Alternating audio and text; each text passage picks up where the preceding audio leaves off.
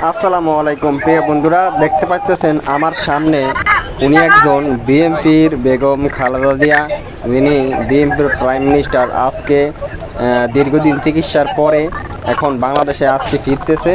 তো সেই জায়গায় উনি গুলশানে বিএনপির প্রাইম মিনিস্টার বেগম খালেদা জিয়ার বাসভবনের সামনে এসে হাজির হয়েছে এবং সবার কাছে সাক্ষাৎকার দিচ্ছে।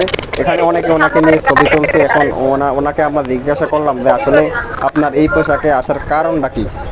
তখন উনি বলল, আমরা দীর্ঘদিন অনেক ভোগান্তিত হয়েছি আওয়ামী লীগ সরকার ক্ষমতা থাকার পরে। উনি দীর্ঘদিন ভোগান্তি হয়েছে এবং এর আগে ও বিভিন্ন জায়গায় উনি ধাক্কা উষ্টা বিভিন্ন রকমের পেয়েছে। তখন উনি বলল যে আমি মেসেজ দিতে চাই যে আমার মতো একটি পাগল এখানে আসছে এবং তারেক জিয়া সরকারে খালেদা জিয়া যেন ওনাদের চোখে পড়ে, যেমন ওনার মতো একটি পাগল এই বিএনপির জন্য এত ভক্ত।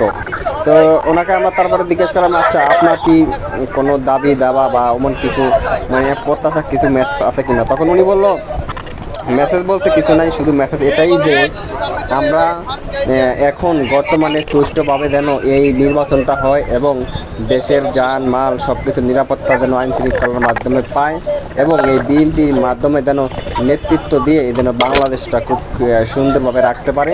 তো সেই কথাগুলি উনি বলতেছিল। ওনার আমি বললাম যে আপনার কোনো চাওয়া পাওয়া, উনি বলল না, ওনার কোনো চাওয়া পাওয়া কিছুই নেই, শুধু উনি দেশের জনগণের সব ভালো চায় এবং বাংলাদেশে বিএনপির যেন সুষ্ঠু নির্বাচনটা হয়, যেন আগের মতো কিছু না থাকে। উনি এই প্রত্যাশাই করলেন এবং দেশবাসীর কাছে অনেক দোয়া ভালোবাসা চাইলেন। উনি বারবার মুখে একটা কথাই ছিল যে আমার মতো একটি পাগল যে এই ওনাদের এই যে বিএনপি খালেদা জিয়া বাসভবনের সামনে আসছে, যেন এটা যেন সবার চোখে পড়ে। তো ওনার বক্তব্য এই পর্যন্তই ছিল। তো তারপর দেখেন ওনার একটা স্লোগান দিল, স্লোগানটা আপনারা শুনুন।